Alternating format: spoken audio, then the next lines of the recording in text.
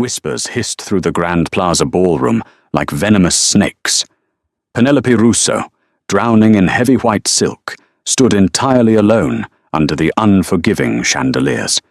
She was a plus-size pawn, surrounded by sleek, predatory mob wives, waiting for the inevitable punchline.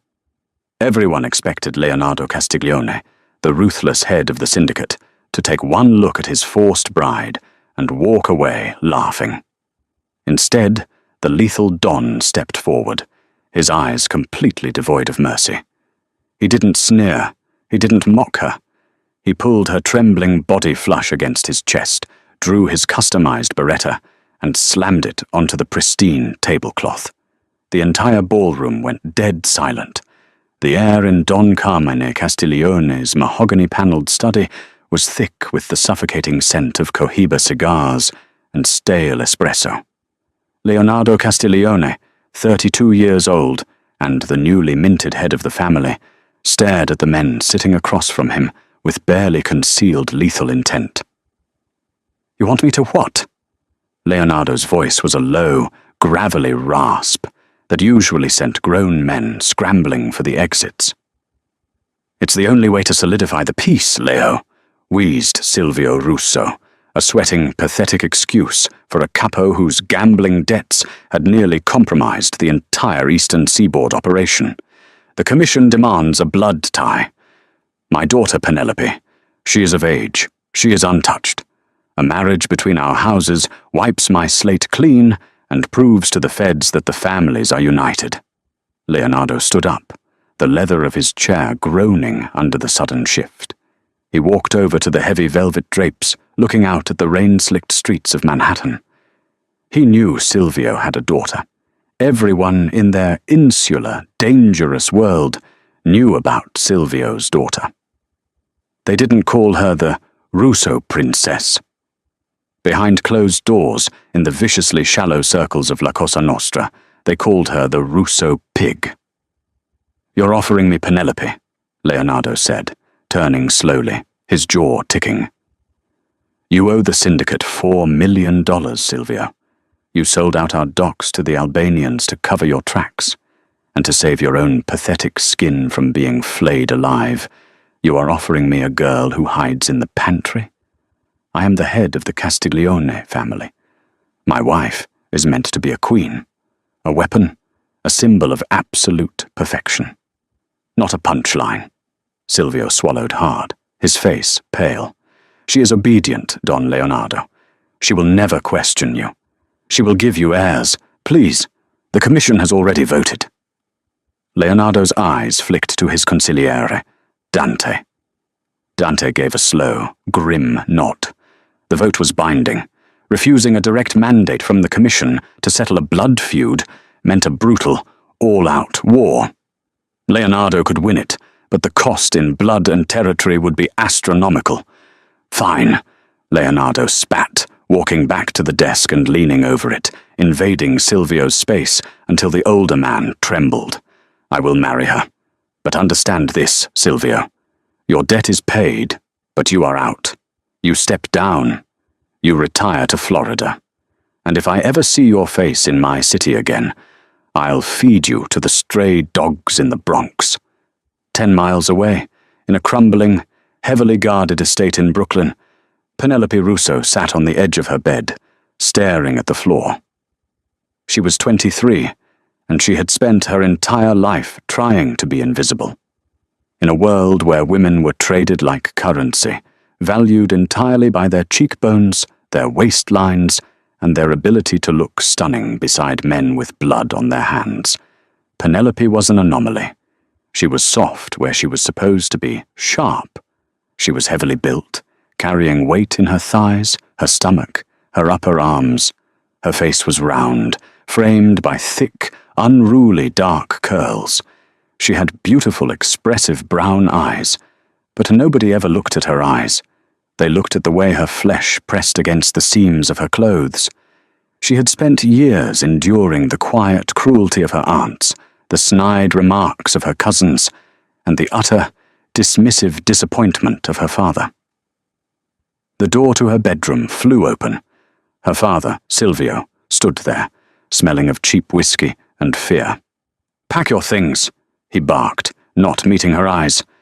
"You're getting married on Saturday." Penelope's heart dropped into her stomach. Married? Papa to who?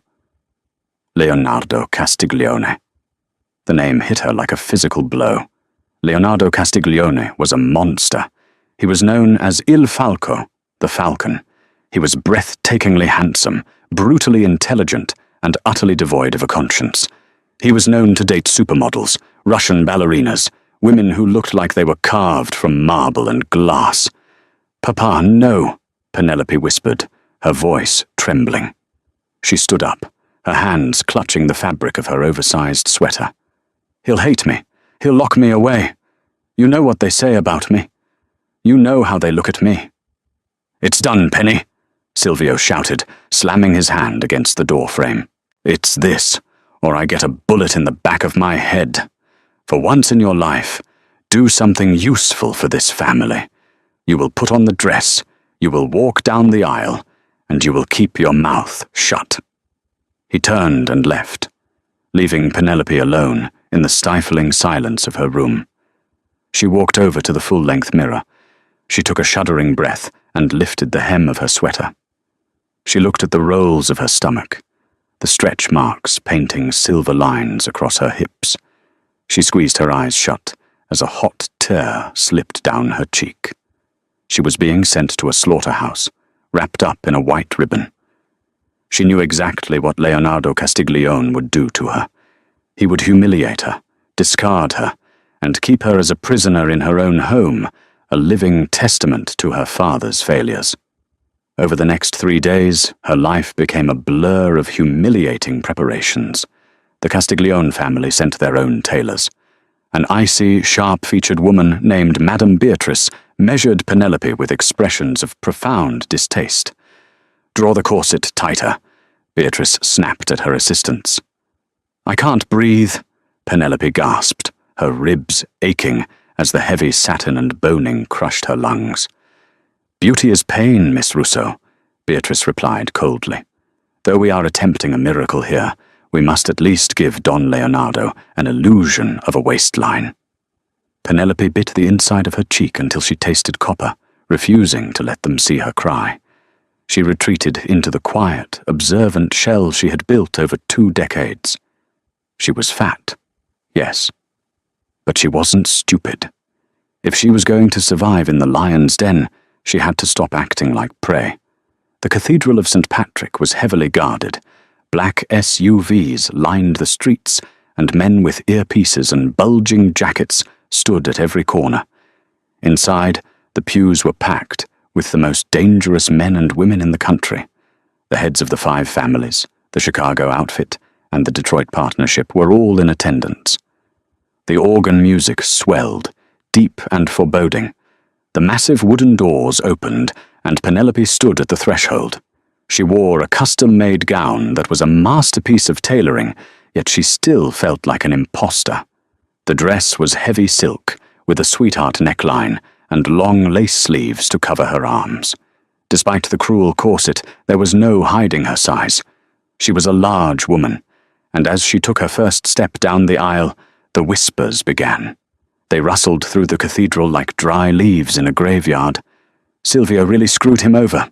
Look at her waddle. I give it a week before Leo takes a mistress. Look at Isabella over there. She's practically laughing." Penelope kept her eyes fixed firmly on the altar, her hands shaking so violently that her bouquet of blood-red roses trembled. She forced herself to put one foot in front of the other. At the end of the aisle stood Leonardo. He wore a custom Tom Ford tuxedo that fit his broad, muscular frame flawlessly. His dark hair was swept back, and his sharp, aristocratic jawline was set in stone. But it was his eyes that terrified her. They were a pale, icy blue, and as they locked onto hers, she saw the sheer, unadulterated fury radiating from them. He wasn't just angry, he was dangerous. When Silvio reached the altar, he hastily thrust Penelope's hand toward Leonardo. Leonardo didn't even look at the older man. He stared at Penelope. Up close, His presence was overwhelming. He smelled of bergamot and danger. Slowly, deliberately, he took her hand. His grip was entirely too tight, a silent warning. The priest began the ceremony. It was a traditional Catholic mass, but the holy words felt profane in a room filled with murderers. Penelope's breathing was shallow. She was sweating beneath the heavy fabric, terrified she might pass out. "Do you, Leonardo, take Penelope?" "I do," Leonardo said, his voice ringing out loudly, cutting off the priest. It wasn't a vow, it was a threat. "Do you, Penelope, take Leonardo?" "I do," she whispered, her voice barely carrying past her own lips. "Speak up," Leonardo murmured, his voice so low only she could hear it. "You are a Castiglione now. Act like it." She swallowed hard, lifting her chin. "I do," she said, louder this time. "You may kiss the bride." Penelope froze. She closed her eyes, bracing for a quick, disgusted peck. Instead, Leonardo's large, calloused hand cupped her jaw. His fingers dug slightly into her soft cheek. He leaned down, and his lips captured hers. It wasn't romantic. It was a brand. It was fierce, consuming, and aggressively territorial. A shock wave went through Penelope's body. He pulled back, his icy eyes searching her flushed face, before turning to face the congregation. The reception was held at the Grand Plaza. The opulence was sickening. Fountains of champagne, towers of seafood, and a live orchestra playing in the corner. Penelope sat rigidly at the head table beside her new husband. They hadn't spoken a single word to each other since the altar. Leonardo was busy fielding congratulations from men who kissed his ring while giving Penelope thinly veiled looks of pity or amusement. Then, Isabella approached. Isabella Romano was Leonardo's known associate and rumored longtime mistress. She was breathtaking, tall, willowy, with raven hair and a body poured into a skin-tight scarlet dress. She walked with the confidence of a woman who owned the room. "Leonardo," Isabella purred, leaning over the table, her cleavage prominently displayed. She kissed him on both cheeks, lingering far too long. Then she turned her gaze to Penelope. Her lips curled into a vicious, patronizing smile. "And this must be the new bride," Isabella said, her voice carrying loudly over the music. Several nearby tables fell silent, eager for the drama. "Congratulations, Penelope. We were all so surprised. But I suppose a man needs a hearty, sturdy girl to keep the house warm while he's out doing the real work." A few low chuckles erupted from the surrounding mobsters. Penelope felt the blood drain from her face. She looked down at her hands, the familiar, crushing weight of humiliation settling over her.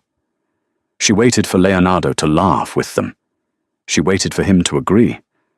Instead, the sound of glass shattering echoed like a gunshot. Leonardo had slammed his crystal tumbler onto the table, shattering it completely. The music faltered. The chatter died instantly. Every eye in the ballroom snapped to the head table. Leonardo slowly stood up. He pulled a pristine white handkerchief from his pocket and wiped a drop of whiskey from his hand. He looked at Isabella, and the temperature in the room seemed to drop 20 degrees. "What did you say, Isabella?" Leonardo asked, his voice deadly quiet. Isabella's confident smile faltered. I was just congratulating the bride, Leo. I meant no disrespect. You called my wife sturdy. You implied she is a housemaid."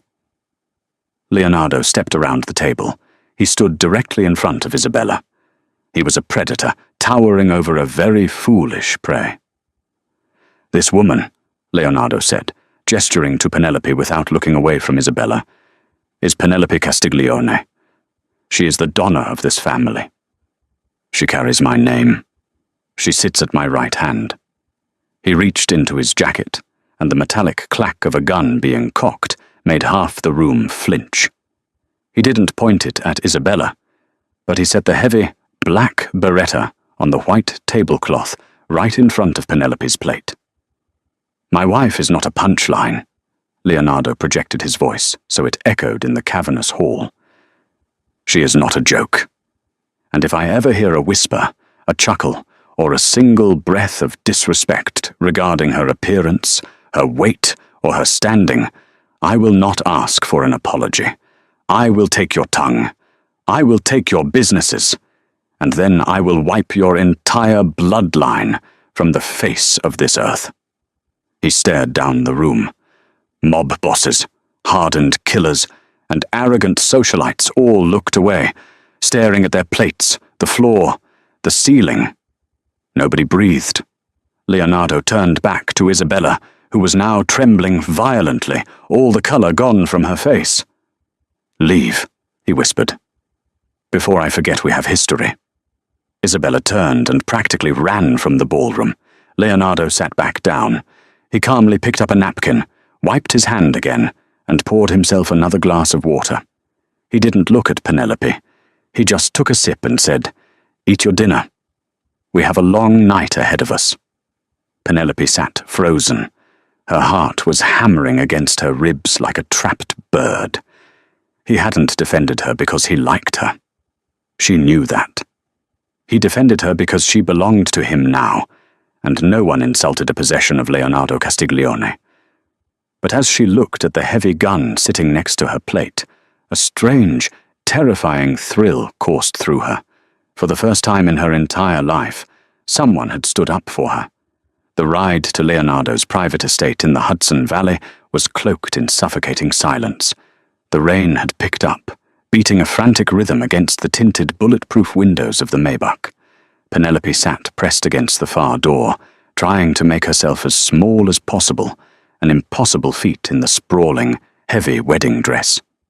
Leonardo sat on the opposite side, nursing a glass of scotch from the car's minibar, his face illuminated intermittently by passing streetlights.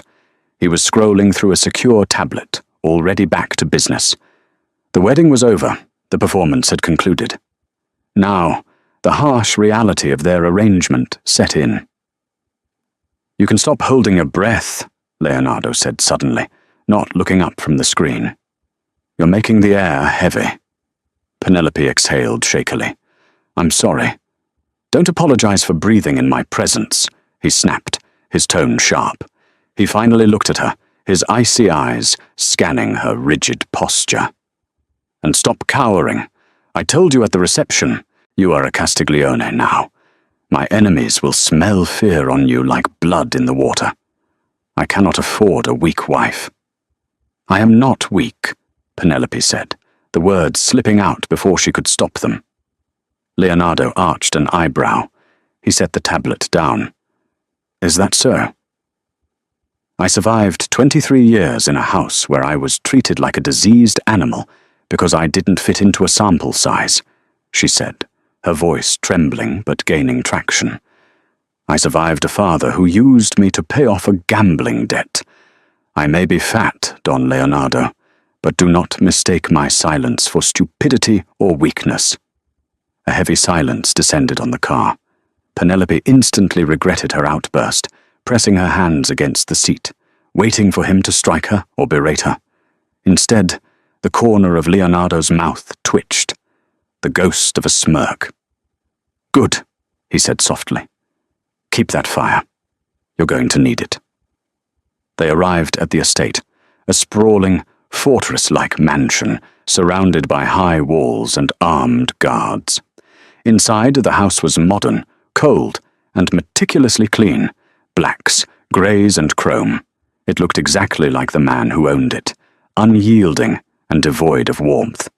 "Your quarters are upstairs," Leonardo said, handing his jacket to a silent butler. "The master suite. My men will bring your bags up. I have business in my study." Penelope frowned. "We aren't—" Leonardo stopped and turned back to her.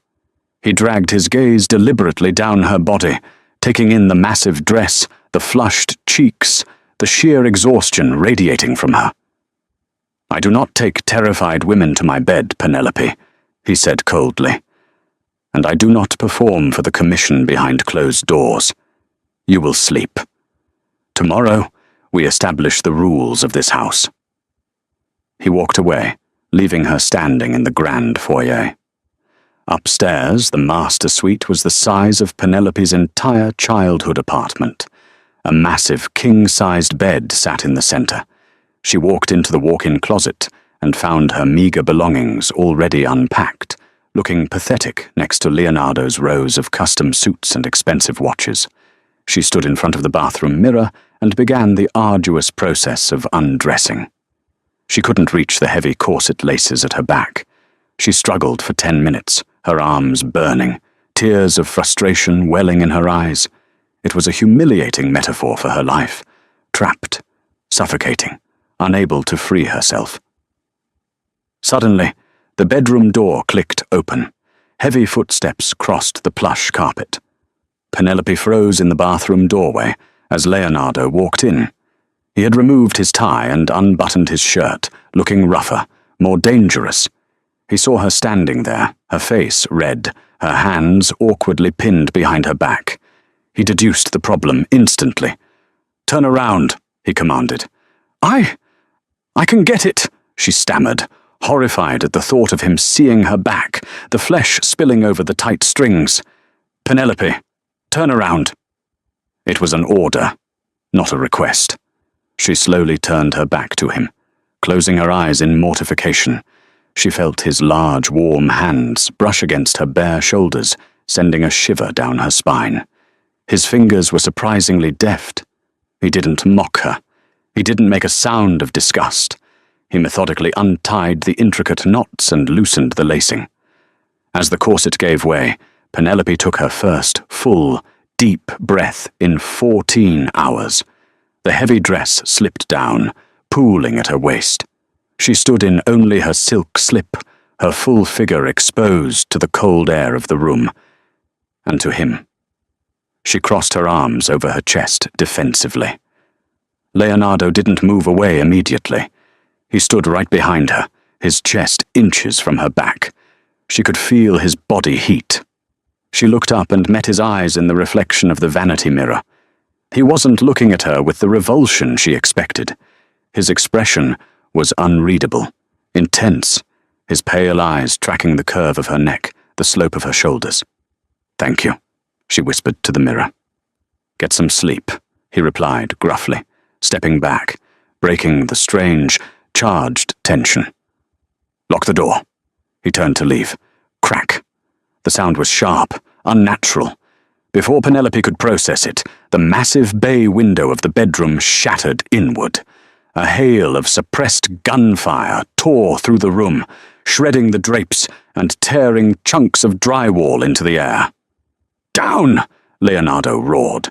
He lunged across the space, tackling Penelope to the floor. The sheer weight and force of his body drove the breath from her lungs as they hit the hardwood. Glass rained down on them like deadly hail. Leonardo rolled them behind the solid oak frame of the bed. He pulled a compact Glock from the holster at his ankle. His eyes were wild, the cold Mafia Boss instantly replaced by a feral soldier. "Stay down," he ordered, pressing a hand firmly against her back, keeping her pinned to the floor. More gunfire chewed through the room. Penelope pressed her hands over her ears, screaming as a bullet shattered a vase 3 feet away. Suddenly, the heavy oak door of the bedroom was kicked open. 2 men dressed in tactical black stepped into the room, assault rifles raised. They weren't Castiglione men. Leonardo popped up from behind the bed, firing twice. The first man dropped, a bullet directly between his eyes. The second man fired wildly, forcing Leonardo back into cover. "He's behind the bed!" the second man yelled to someone in the hallway. Leonardo cursed viciously in Italian. He checked his magazine. "I'm low," he muttered.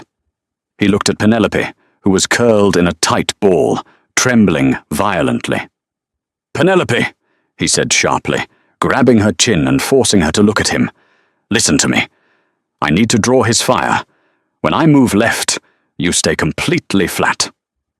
"You'll die," she choked out, looking at the lethal determination in his eyes. The attacker was moving closer.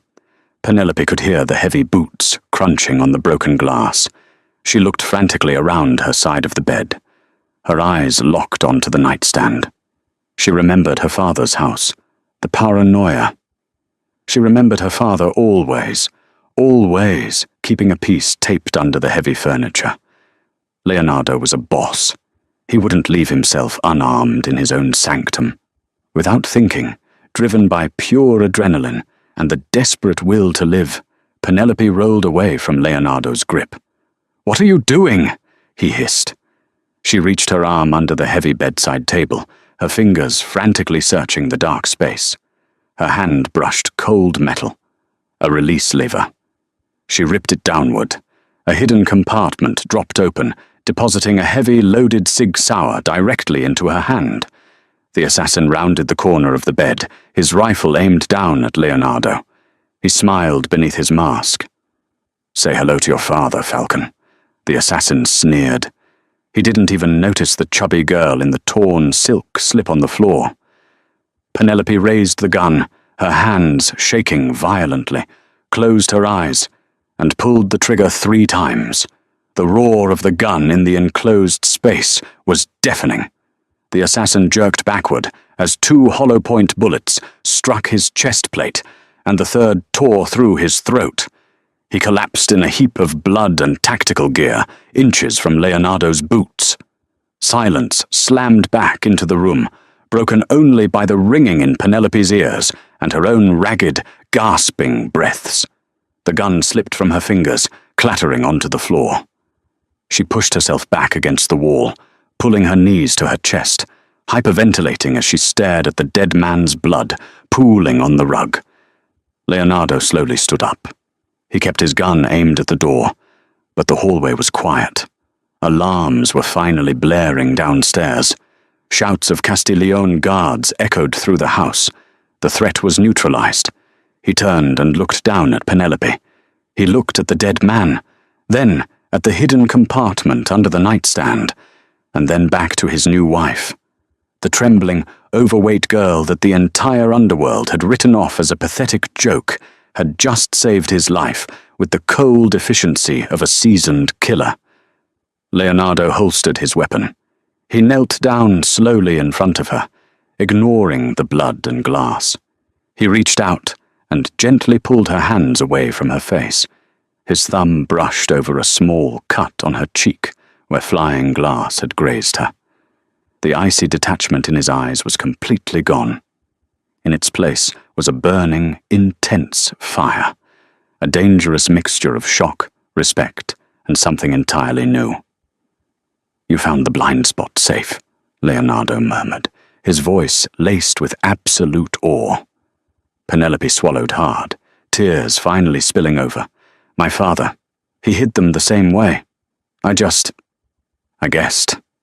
Leonardo leaned in, his face inches from hers. The smell of gunpowder hung thick between them. He cupped her face with both hands, his thumbs tracing her cheekbones, gripping her with a fierce, undeniable possessiveness. "They thought they sent me a lamb," Leonardo whispered, his eyes locked onto hers, dark and promising. "But it seems, Mere Mowgli, they sent me a wolf in a very tight dress. Let's go find out who just declared war on us." The air in the master suite was thick with the acrid stench of cordite and copper. Within 90 seconds of the final gunshot, the hallway swarmed with Castiglione soldiers. Dante, Leonardo's stone-faced consigliere, burst through the shattered doorframe, an intricately engraved Colt M1911 gripped in his fist. He took in the carnage, the shattered bay window, the bullet-riddled drywall, the 2 dead assassins, and his don kneeling on the floor, holding the trembling, plus-size bride. "Secure the perimeter! Lock down the compound!" Dante barked into a tactical radio, his eyes scanning the room before settling on the dead man at Leonardo's feet. "Leo, are you hit?" Leonardo didn't answer immediately. He kept his gaze fixed on Penelope, his hand still framing her face. Her breathing was frantic, her chest heaving against the torn, blood-spattered silk of her slip. She had just taken a life. In their world, that was a threshold you only crossed once. There was no going back. I am unharmed, Leonardo finally said, his voice a low, dangerous rumble. He stood up in one fluid motion, reaching down to grab Penelope by the waist. He didn't hesitate or struggle with her weight. He hoisted her up, his arm wrapping securely around her thick waist, pressing her flush against his side. My wife neutralized the threat. Dante's eyes widened a fraction as he looked from the heavy Sig Sauer on the floor to the terrified, full-figured woman tucked under his boss's arm. The silence from the doorway, where half a dozen hardened enforcers stood, was deafening. No one had expected Silvio Russo's useless daughter to pull a trigger, let alone put 3 perfect hollow points into a trained killer's chest plate and throat. "Get Dr. Harrison," Leonardo ordered, ignoring the stunned stares. "She's bleeding, and Dante! Strip that trash!" He pointed a polished Oxford shoe at the corpse. "Find out how they bypass the thermal sensors. Nobody gets onto my estate without inside codes." Leonardo guided Penelope out of the ruined suite, leading her down the labyrinthine corridors of the estate to the reinforced safe room in the basement. It was a sterile, steel-walled bunker outfitted with leather couches, a bank of security monitors, and a fully stocked medical bay. He sat her down on a leather gurney. Penelope wrapped her arms around her stomach, shivering violently as the adrenaline began to crash. She looked at her hands. They were smeared with the dead man's blood. "I killed him," she whispered, her voice hollow. "I actually killed him." Leonardo walked over to a stainless steel sink, soaked a clean white towel in warm water, and returned to her. He knelt between her thighs. Penelope instinctively tried to squeeze her legs together, acutely self-conscious of her bare, thick thighs exposed by the hiked-up silk. But Leonardo gently pushed her knees apart to step closer. "Look at me, Penelope," he commanded softly. She lifted her tear-filled brown eyes. "You survived," he corrected her, taking her shaking hands and carefully wiping the blood from her skin. His touch was meticulously gentle, a stark contrast to the brutal violence he was known for. "They came into our home to take my head and leave you as collateral damage. You did what a Donna does. You protected your family. Our home. Your family." The words sent a strange, warm ache through Penelope's chest. Her own father had sold her to save his skin, but this ruthless mob boss was treating her like a partner. Dr. Harrison, an older man carrying a leather medical bag, hurried into the bunker. He cleaned the superficial glass cuts on Penelope's face and arms, applying butterfly bandages. When he requested to check her ribs for bruising, Penelope froze, panic flaring in her eyes at the thought of the doctor exposing her stomach and back. Leonardo noticed her immediate withdrawal. "Leave the salve, Harrison. I'll finish. Get upstairs and check my men." Once the doctor was gone, Leonardo picked up the gauze and the antiseptic cream. "Lift the slip," he said, his voice entirely devoid of judgment. Penelope's face burned. "Leonardo, please, I'm not exactly something you want to look at."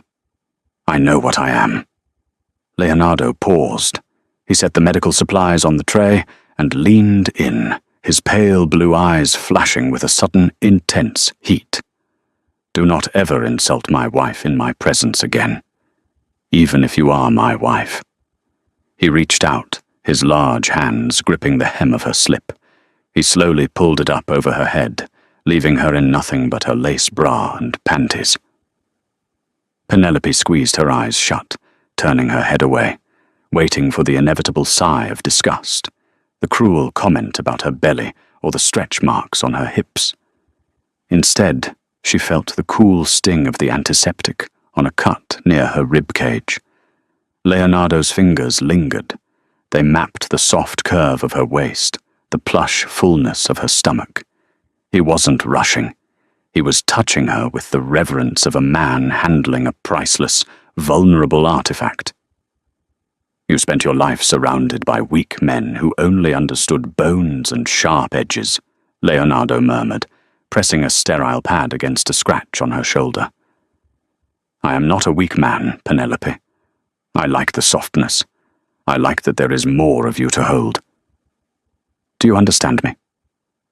Penelope opened her eyes, breathless. He was looking at her body with undeniable, dark hunger. For the first time in her life, she didn't feel like a monster. She felt dangerous. She felt desired. Before she could answer, Dante's voice cracked over the bunker's intercom. Leo, you need to come upstairs. We found something on the hitter's encrypted comms. You're not going to like it. Leonardo's jaw clenched. The soft, intimate moment shattered, replaced instantly by the icy visage of Il Falco. Rest, he told Penelope, grabbing an oversized black cashmere sweater from a nearby emergency wardrobe and handing it to her. Put this on. Nobody comes in here but me. Morning broke over the Hudson Valley, casting a pale grey light over the heavily fortified Castiglione estate. Penelope hadn't slept. She sat curled on the leather sofa in the bunker, wearing Leonardo's massive cashmere sweater, which fell to mid-thigh, comfortably hiding her curves. The heavy steel door unlocked with a mechanical clunk. Leonardo walked in, carrying 2 steaming cups of black coffee. He looked exhausted. He was wearing the same dress pants from the wedding, his white shirt wrinkled and unbuttoned at the collar, revealing a dark smattering of chest hair and the edge of an old knife scar. Drink, he said, pressing a cup into her hands. Who sent them? Penelope asked, the warmth of the mug grounding her. Leonardo sat beside her, resting his elbows on his knees, staring at the concrete floor. He took a long drag of his coffee. The encryption on their burner phones was military grade, but Dante broke the local relay. The hit wasn't ordered by a rival family. It was sanctioned from inside. Penelope gasped. Your own men? A splinter faction, Leonardo corrected, his voice dripping with venom. Someone with enough power to hire ghost protocol mercenaries and provide them with my security grid codes. Someone who wants the Castiglione throne and thought catching me on my wedding night, distracted by a new, inexperienced bride, was their best window. Do you know who it is? I have my suspicions. We found a partial wire transfer routed through a shell company in the Caymans. The account is linked to the Core Club in Manhattan, a private social club. Leonardo turned his head to look at her. My underboss, Carlo, practically lives there, and he was very vocal about his disapproval of the commission, forcing me to marry a Russo. Penelope felt a cold knot form in her stomach. He thought I made you look weak. He thought wrong, Leonardo stated flatly. He stood up, pacing the length of the room. I've called a war council. Every capo in the 5 boroughs is arriving in an hour. We're going to smoke the rat out. I need to look him in the eyes. I'm coming with you, Penelope said. Leonardo stopped pacing. No, it's too dangerous. You stay in the bunker. Penelope set her coffee down and stood up. She pulled the oversized sweater tightly around herself. Her heart was hammering, but she forced her chin up. Last night, Isabella humiliated me in front of your entire syndicate. Today, your men think I was just cowering under a bed while you fought for your life. If I hide in a basement during a war council, I will forever be the Russo pig. I am your wife. You told me to act like a donna. Let me act like one. Leonardo stared at her. The silence stretched between them, thick and heavy. A slow, predatory smile spread across his face. Dante, Leonardo shouted toward the intercom. Yeah, boss. Call Madame Beatrice. Tell her to get here in 30 minutes with her best tailors, and tell her if she brings another corset, I will cut off her fingers. 2 hours later, the grand dining room of the estate had been converted into a war room. 10 of the most dangerous, ruthless men in New York sat around the long mahogany table. The air was thick with tension and cigar smoke.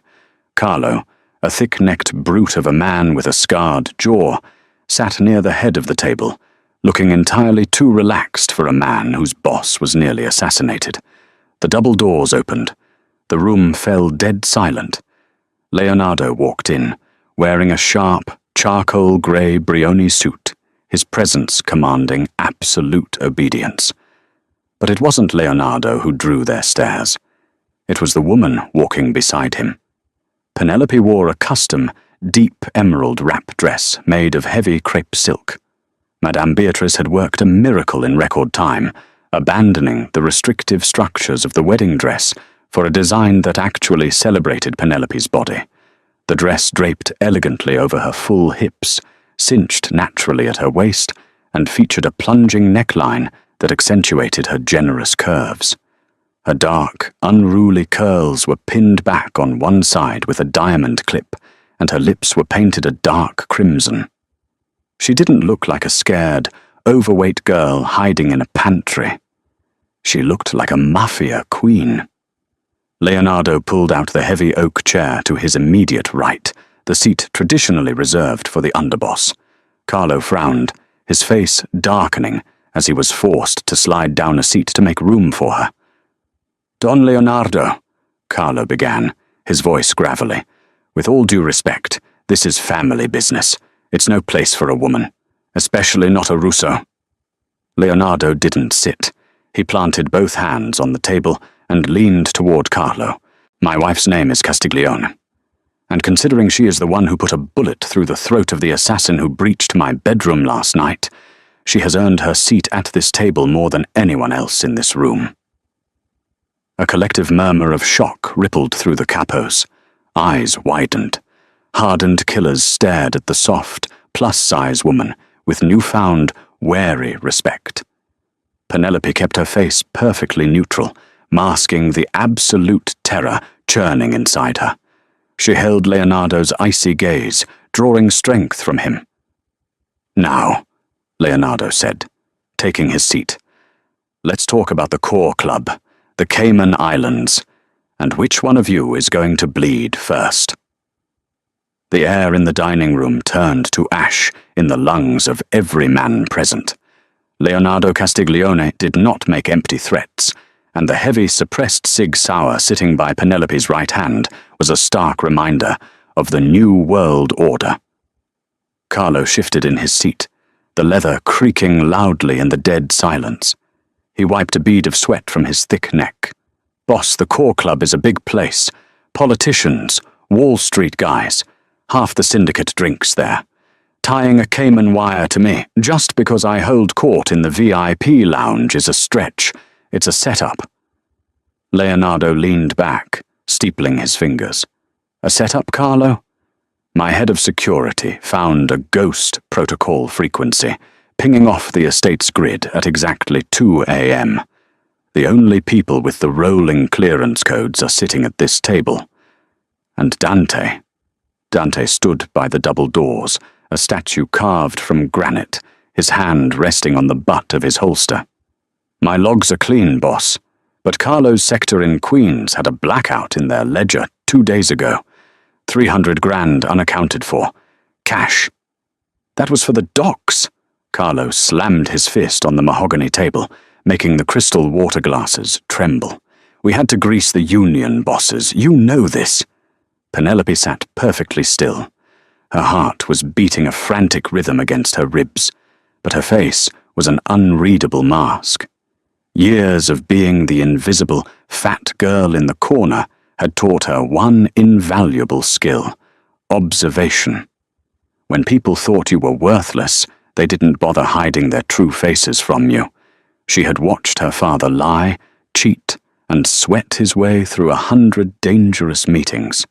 She knew the anatomy of a desperate man. She looked at Carlo. She looked at his hands, thick and calloused, trembling just a fraction of an inch. Then she noticed his watch, a custom Patek Philippe, rose gold with a diamond bezel. It was a beautiful piece, worth at least $250,000. But it wasn't the watch that caught her attention. It was the scent wafting from Carlo as he grew hotter and more agitated. It was a very distinct, heavy perfume. Tom Ford's Black Orchid mixed with cheap, acrid fear. Penelope closed her eyes for a split second, transported back to the wedding reception. Isabella Romano leaning over the head table, her cleavage pushed up, dripping in diamonds and smelling exactly like black orchid. It wasn't just the union bosses, was it, Carlo? Penelope's voice sliced through the heavy, masculine shouting. The entire room snapped to look at her. Carlo's eyes narrowed into dark, hateful slits. "Keep your mouth shut, little girl. The adults are talking." Leonardo's hand shot out, grabbing Carlo by the throat and slamming his head down onto the polished mahogany with a sickening crack. Half the capos jumped to their feet, chairs scraping violently against the floor. Dante drew his weapon, aiming it squarely at Carlo's chest. "Sit down," Leonardo hissed, his voice a lethal whisper. The capos slowly lowered themselves back into their seats. Leonardo didn't let go of Carlo. He turned his head toward Penelope. "Speak, Mia Regina." "My queen." The title sent a surge of pure electricity through her veins. "My father," Penelope started, her voice steadying as she looked down at the bleeding underboss, "owed $4 million. Everyone assumed it was to the Albanians. But my father hated the Albanians. He only gambled at the underground tables in Queens. Your tables, Carlo." Carlo gurgled, trying to pry Leonardo's iron grip from his windpipe. "You didn't want Leonardo to marry me because it wiped my father's slate clean. It cost you $4 million in leverage," Penelope continued, her mind connecting the puzzle pieces with terrifying clarity. "And you needed that money to pay the Ghost Protocol mercenaries. But you didn't do it alone. You don't have the brains to bypass a military-grade security grid." She stood up, the heavy silk of her emerald dress pooling around her curves. She walked around the table, her heels clicking methodically on the hardwood floor until she stood directly behind Carlo. "Isabella Romano gave you the codes," Penelope said, her voice ringing with absolute certainty. "She was Leonardo's associate. She had access to the estate. She had access to the private servers. She felt spurned, and you felt robbed, so you pooled your resources." Carlo's eyes widened in sheer, unadulterated panic. "You're smelling of her perfume right now, Carlo," Penelope whispered, leaning down. "Black orchid. She was with you this morning, wasn't she? Waiting to hear if I was dead." With a roar of desperate rage, Carlo reached into his jacket, pulling a snub-nosed revolver. He swung wildly backward toward Penelope. He never even cocked the hammer. Leonardo drew his Beretta and fired a single, deafening shot. The bullet caught Carlo perfectly in the temple. The underboss slumped forward, his blood pooling rapidly across the polished mahogany, staining scattered financial ledgers and crystal glasses. Screams echoed from the hallway as the estate guards rushed the room, but Leonardo raised a single bloody hand. "Stand down." The war room was a tomb. The remaining capos stared at Carlo's corpse, and then they slowly, almost reverently, turned their gazes to Penelope. She hadn't flinched. She stood tall, her breathing even, looking down at the man who had tried to have her murdered in her sleep. Leonardo holstered his weapon. He walked over to Penelope, uncaring of the blood on his hands, and pulled her against his chest. He kissed her forehead, a brand of absolute ownership and pride. "Dante," Leonardo commanded, his eyes sweeping the terrified room. "Take a crew to the city. Find Isabella Romano. Take her to the Pine Barrens. She does not see tomorrow's sunrise." "Yes, boss," Dante said, his voice thick with newfound respect. "And as for the rest of you," Leonardo said, his gaze hardening into diamonds, "you have just witnessed the intellect and the instinct of Donna Penelope Castiglione. If any man in this syndicate questions her authority, her mind, or her place at my side, they will share Carlo's fate. Are we clear?" "Yes, Don Leonardo," the capos murmured in unison, their heads bowed respectfully. "Good. Get this trash out of my dining room." The estate was quiet again, the scent of bleach and ozone replacing the metallic tang of blood. The storm outside had finally broken. leaving the Hudson Valley bathed in the soft, bruised light of dusk. Penelope stood in the newly relocated master suite on the top floor. The shattered bay window of the old room was a memory of violence she was eager to leave behind. She stood in front of a massive, gilded floor mirror, staring at her reflection. The emerald dress was stunning, but she felt the familiar, creeping anxiety of her own skin underneath it. The adrenaline of the war council had faded, leaving her drained and vulnerable. She was a mafia queen today, but she was still Penelope Russo, the girl who was too soft, too round, too much. The heavy oak door clicked open, and Leonardo stepped inside. He had showered.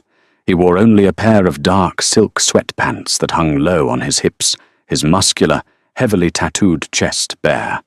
The brutal enforcer was gone. In his place was a man looking at his wife with a hunger that made Penelope's breath catch in her throat. He locked the door behind him.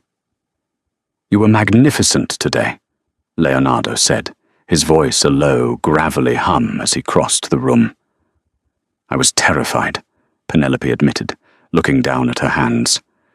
"Fear is a biological response, Penelope. Courage is what you do with it. And you, Cara, have more courage than any man who sat at that table."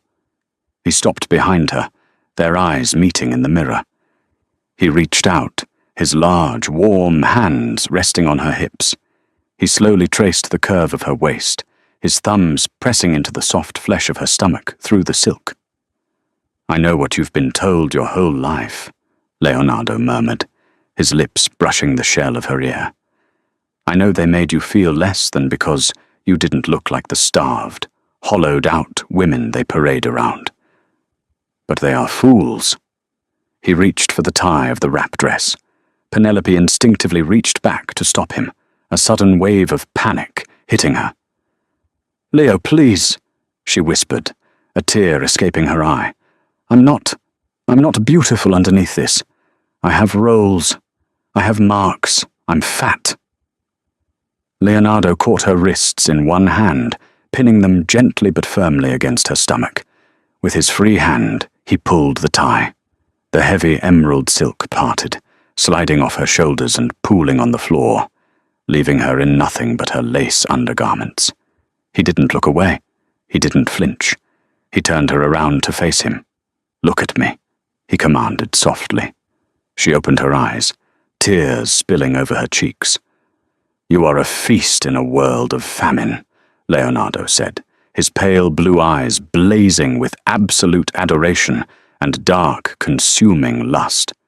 He dropped to his knees in front of her. Penelope gasped as he pressed a reverent, open-mouthed kiss directly to the soft, rounded swell of her stomach. "Leo," she breathed, her hands burying themselves in his dark hair. "Every mark," he murmured, his lips trailing down to her hip bone, tracing a silvery stretch mark with his tongue, "is a testament to your survival. Every curve is mine to worship. You are not a defect, Penelope. You are a goddess, and I am going to spend the rest of my life making sure you never forget it." He stood up, lifting her effortlessly into his arms. He carried her to the massive, plush bed, laying her down against the dark velvet sheets. The cold, ruthless head of the Castiglione family was completely undone by the soft, full-figured girl they had tried to use as a pawn. That night, there was no violence, no fear, no hesitation. There was only the absolute, undeniable claiming of a queen. Leonardo touched her with a desperate reverence, exploring every inch of her lush body, pulling breathless moans from her lips and replacing her lifetime of insecurities with a blazing, fierce confidence. He worshipped her softness, proving with every touch, every kiss, and every whispered promise that she was exactly what he wanted. Conclusion. In the ruthless, blood-soaked world of La Cosa Nostra, legends were written in violence and fear, but the legacy of Leonardo and Penelope Castiglione was forged in fire and unyielding loyalty. The Russo pig did not just survive the falcon's nest. She became its undisputed queen. Together, they purged the syndicate of its rot, expanding their empire with Leonardo's lethal execution and Penelope's brilliant, calculating mind. Those who had once sneered at her weight now bowed before her intellect, terrified of the woman who could dismantle an empire with a single glance. She wore her curves not as a badge of shame, but as armor, wholly adored by a monster who would burn the world to ashes just to keep her warm. Their reign proved that true power doesn't reside in hollow perfection, but in the unbreakable strength of a woman who finally recognizes her own worth.